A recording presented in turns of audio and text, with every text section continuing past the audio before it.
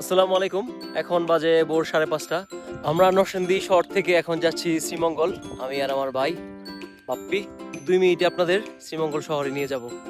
আমাদের সাথেই থাকেন। টাকা পয়সা উঠাই নিলাম নরসিংদী শহর থেকে। আমরা এই মুহূর্তে আছি ভৈরব ব্রিজের উপরে। আমরা আগাচ্ছি শ্রীমঙ্গলের দিকে এবং ব্রিজের পরে ঘন্টাখানেক রাইড করার পরে আমরা ব্রেকফাস্টের জন্য ফার্স্ট ব্রেক দিলাম এখানে। এই রেস্টুরেন্টের খাবার খুবই টেস্ট।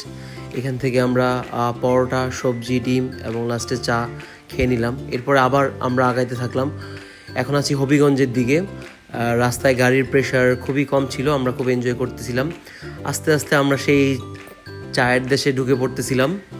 প্রায় ঘন্টাখানেক আরও রাইড করার পর আরেকটা ব্রেক দিলাম। এই জায়গাটা খুবই ভালো লাগতেছিল এবং একটা ছোট পাহাড় ছিল যেটা রাঙামাটির ফিল দিচ্ছিল আমাদের। এখান থেকে আরেকটু আগানোর পর দেখলাম যে দুই ভাই ওনারা ফরিদপুর থেকে আসছেন এবং এখানে টেন্ট খুলতেছিলেন।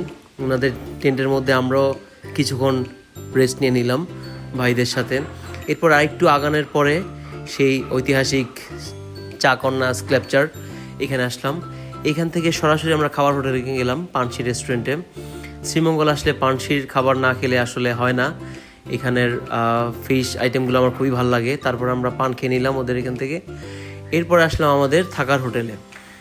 এই কটেজটা আমাদের বারান্দা থেকে ভিউটা ভালো লাগছে, এই জন্য এইটাতে উঠলাম।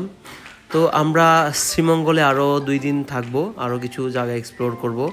আপনারা আমার চ্যানেলের সাথে থাকবেন, রাইড উইথ হৃদয়ের সাথে থাকবেন। Thank you for watching. আল্লাহ হাফিজ।